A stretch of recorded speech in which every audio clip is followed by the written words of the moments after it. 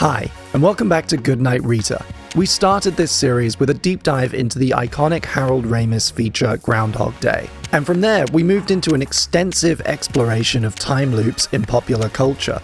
In this bonus episode, I'll be rounding off the series with a bunch of trivia and goofs and some updates and corrections, and then I'll be responding to a bunch of your comments. It feels like 100 loops ago we talked about the actual Groundhog Day, but let's start there.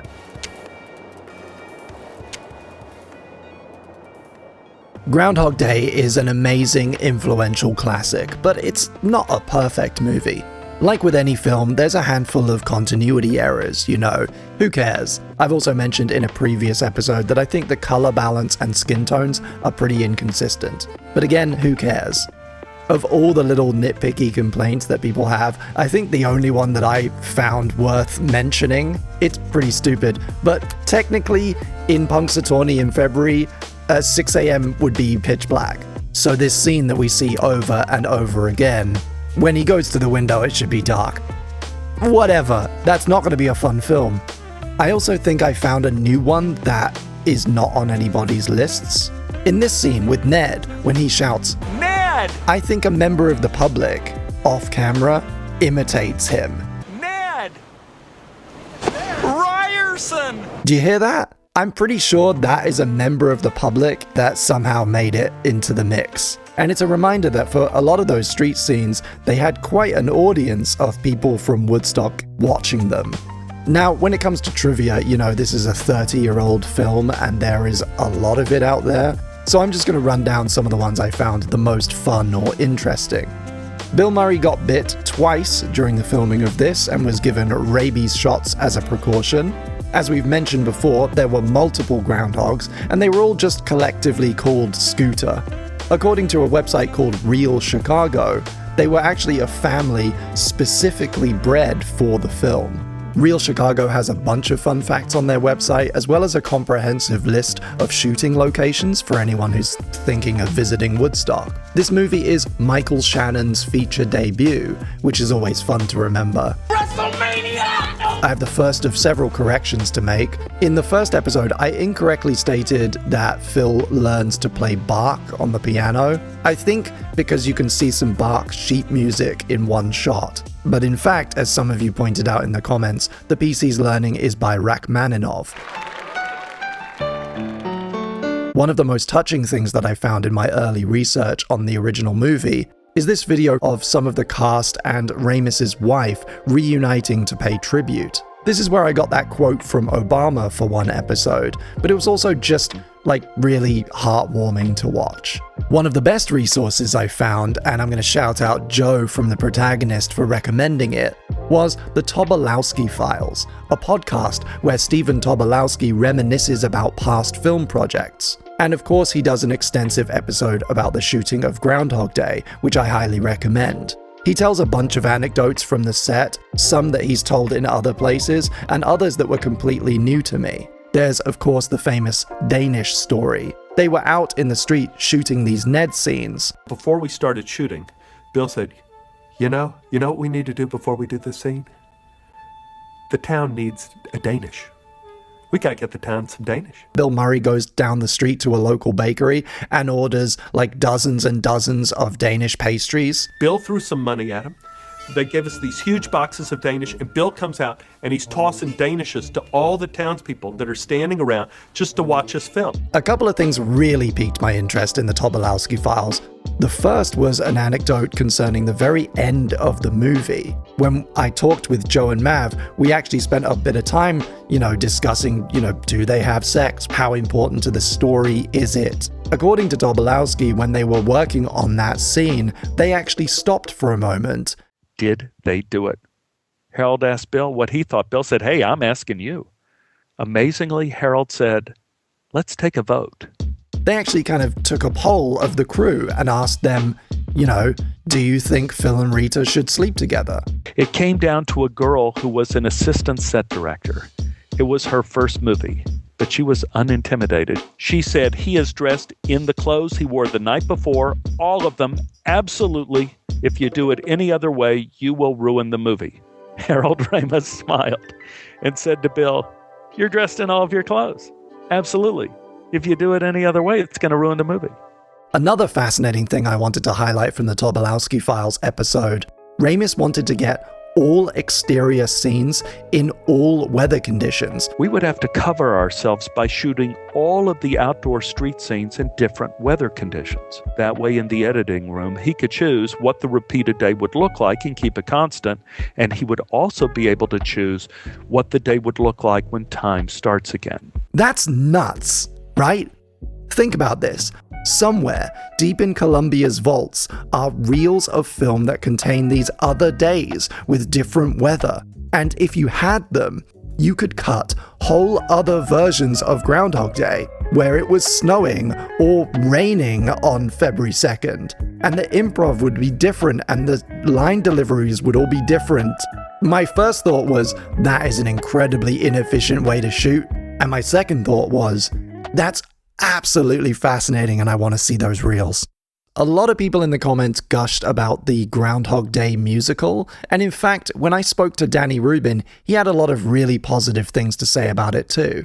When I first met Matthew Warchus, I had just seen Matilda, the musical. I asked him, I said, look, I don't always like musicals. A lot of them I don't. This one absolutely reached me. I thought it was innovative and it made me laugh and it made me cry. I was involved emotionally, which I am not usually. How did you do that? And he said, I don't know. And I said, I want to work with you. You're the first person who's ever told me the truth since I started in the entertainment business. It's been praised all over the place for its innovative stagecraft and wonderful songs. And from the way Danny spoke about it, that seems to have come from a deeply collaborative and rewarding experience. In terms of collaboration, once I kind of handed it off, it was Harold's movie. Yeah. And for a while, the handoff was long enough that I felt like there was interaction of ideas and I was making contributions to taking my spec script and making it into a studio film. But it was really very, very much a Harold's like, okay, we've got this. But in theater, an actor won't so much as change a the and a without consulting with the writer. There's no improvising unless it's being encouraged. I was at the table. I was the one passing little notes to the directors, like, could we change this line here? He would read it, chuckle, hand it to his assistant who would run it up to the actors who would learn it, and we'd do the run through that way. It serves as yet another reminder that there are hundreds of ways to tell the same story, just as there are hundreds of different ways to organize the creative process, each with their own strengths. I haven't seen the musical myself, which is why I haven't featured it, but I definitely will the next time it's put on in London, and maybe I'll make a little bonus video when I do. Thanks to the success of this series, I've been able to add so many more recommendations to my list, taking it well over 100 items. I think we've actually compiled a nearly exhaustive list of Groundhog-inspired and adjacent movies, TV, and other media. Those I haven't covered include Summertime Rendering, About Time, a game called In Stars and Time, an episode of New Quantum Leap, Repeat, Meet Cute, a novel called Mother of Learning, an Adventure Time episode, a series called Daybreak, an episode of Phineas and Ferb, an episode of The Librarians, an episode of New Twilight Zone, Predestination, Reset, The Lazarus Project, 12 Minutes, Steins Gate, River, Madoka Magica, Kimaguri Orange Road, Two Distant Strangers, an episode of Outer Limits, an episode of Star Trek Prodigy. I plan to watch as many of these as I can and add them to an updated version of the spreadsheet special. And that also is like a heads up to you guys. There will be an updated version that's kind of streamlined and added to later this year. Now let's go to viewer comments. First up, my Star Wars bait. I included a little line in my previous video about the best Star Wars. It wasn't a joke, I stand by it. I would be painting a very serious target on my back if I talked about it in a video, but if enough of you in the comments tell me you want it, I'll do it, right? I'm very happy to discuss my feelings on new Star Wars, but the response will suck, so I need like moral support if I'm gonna do that. I had a lot of comments asking whether I would do a dedicated video or perhaps a series about video games, and the short answer is no. Firstly, my, specialty area is film, and although a lot of these conversations can absolutely overlap with other mediums, that's not what this channel is really about. And the other thing is that, I watch all these movies sometimes more than once in order to do proper in-depth research. I would want to do the same for video games, and that is such a bigger time commitment that I just can't make. Another correction, Naken is Swedish, not Norwegian. I'm so sorry, although I'm sure if I went digging, you've got plenty of skeletons in your closet. I will fix that mistake in the updated version, I'm sorry. I saw a lot of love and a lot of people requesting that I talk about the Netflix series Dark. It's a German language Netflix show with just a little pinch of incest, and I absolutely love it. It's one of my favorite shows ever. It's beautiful, it's gorgeous, it's moody in all the right ways. It's more of a just general time travel show, so it would be adjacent or honorable mention, and I just didn't have the time to rewatch it all. I got a lot of people requesting that I talk about Majora's Mask. So, okay. The Legend of Zelda Ocarina of Time is one of the greatest video games ever made, and it was a particularly formative game for me. I was born in 1990, so I was the right age when this came out. It's a formative core experience for me.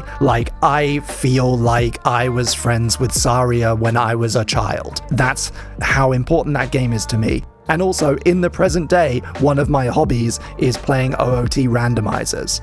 I know where every single crate and every single jar and every single sculpture is on that map. But I've never completed Majora's Mask. It infuriates me. I can see that it's a really good game that has a lot to say and has a lot of fun to be found, but getting almost to the end of the first dungeon and then losing all of that progress because I haven't done it quick enough, it makes me fucking angry, and then I stop playing the game. I think it was like a Freudian thing that I left it out because it annoys me so much. A lot of people asking me in the comments why I didn't like Loki, why there was some Loki shade, and I'd like to put on the record that I think that Loki Season 1 is one of the greatest installments of the MCU. I absolutely love it, and at the time, it had me almost convinced that this whole Disney Plus strategy wasn't a waste of time, because it's really, really, really good. This is a whole topic, and maybe it deserves its own video, but the second season is a messy disappointment, which as a huge fan, is, sad to me. Some people in the comments were recommending that I do a follow-up series about a different kind of trope, which I think is a really cool idea. It genuinely wasn't something I had considered, but among the suggestions are body swapping, which could be really fun. I also saw somebody recommending Last Man on Earth stories, and that got me thinking about post-apocalypse and something that is one of my personal favorite things in media. I call it apocalyptic homesteading. Not just apocalyptic or post-apocalyptic fiction, but specifically stuff that's set way after, way down the line, and concerns itself significantly with the way that people cope and the way that people rebuild their lives or communities, the way that they farm or the way that they do politics after such a cataclysmic event. That kind of thing has always fascinated me, and I could definitely see myself doing a series on that topic. On the topic of time loop as a metaphor, I seem to see a general consensus in the comments that they work especially well for illustrating grief. One of the core threads of this series has been, how time loops can be used to tell different stories and be kind of stand-ins for different things. And when I was going over all my comments, I saw more than a handful kind of confirming what I already believe, which is that grief is one of the best things it can be used for. There are a few people in the comments recommending Scrooged, which of course is a Christmas Carol adaptation starring Bill Murray. I probably should have mentioned it, but I'm not a huge fan. And this isn't so much a correction as an update, but I do feel the need to kind of update you on my feelings about Stork Day. I think when I did a video about it, I was maybe a little too hard on it. And over the months that have followed, where I've still been working on this show and I've been having to, go to it and find clips from time to time, I do think that out of all the films I've talked about, my feelings on this have improved quite a bit. It's still far from perfect, but I think for me personally, it has been upgraded from I'll probably never watch this again to I could have fun watching that again, maybe, with some friends. La palla è rotonda.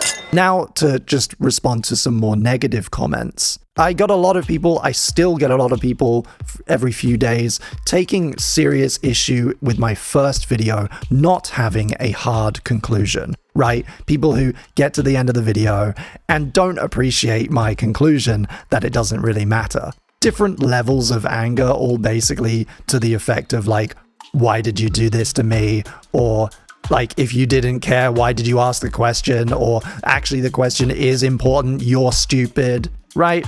And, I'm trying to be nice about it, but like, the actual point of the video is to trick you into learning something about films. And if you're the kind of person who gets angry that I didn't definitively say 10,000 years, maybe this channel's not for you. I saw a lot of comments, not angry at me, but angry at the Endless Eight, like decades later, which I found quite fun, actually.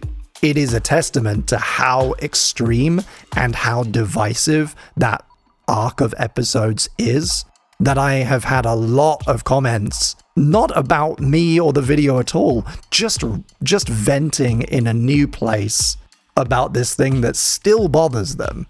And like, yeah, I'm happy for you to get it out of your system, I guess. But I disagree.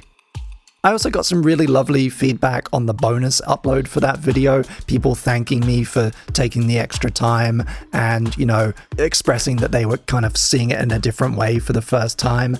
And that was lovely. That makes it all worthwhile. And if you missed that and you're interested, I'll put a link in the description. And I'm just going to wait a couple of seconds for the retention to go down. On a bit of a depressing note, I've been really disappointed by how many comments I've had from incel misogynist losers. Comments about Rita's character in the original film, or on, newer examples like Tiny Perfect Things or Round and Round, where the story is being told from a female perspective, complaining about strange imagined slights against them as men. I delete most of these immediately. I don't have the time or the desire to engage. I do find it notable that there's this little overlap that exists with film analysis, or maybe just educational videos in general, and conspiracy theorists, misanthropes, and bigots. With the Truman Show series, the comments I deleted immediately were really strange, flat earth and deep esoteric conspiracy nonsense. And unfortunately for this series, the prevailing theme has just been people who hate women. I recognize it's always going to be there, and also that, part of it is down to these movies just having broad appeal with loads of different demos. But yeah, I try to make sure that you guys aren't unnecessarily exposed to it, and I don't respond. And if you are watching this and you're just about ready to type a comment about how I'm a fucking woke libtard who's bowing to the femcel oppressor, fucking don't. Just fucking don't. I'm just trying to teach you about movies. If you're in my classroom and you held your hand up and then you said some shit like that, you're out. You're out. Pack your shit. Go home. One final thought looking at this compared to my previous long-running series, True Talk. In that, I was discussing a fundamentally unique movie with very few modern rivals. A large part of that series was simply highlighting just how novel and unique so many aspects of The Truman Show are. With this series, I had a chance to talk about something that feels far more connected to other films and storytelling traditions. Dickens to Capra to this and beyond. It's been an unexpectedly rich experience, and I feel like in some ways I've only just scratched the surface. on two fronts, right? First, it makes me want to do more research into Hollywood Golden Age cinema and how its influences are still being felt. And secondly, I just want to cover more stuff to do with time travel. And so where True Talk kind of felt like an ending for me, putting to bed a lifetime obsession with a single film, Goodnight Rita has actually spurred me on. It's left me with more questions I want to answer, and more topics I want to talk about. But for now, I think I'll leave it there.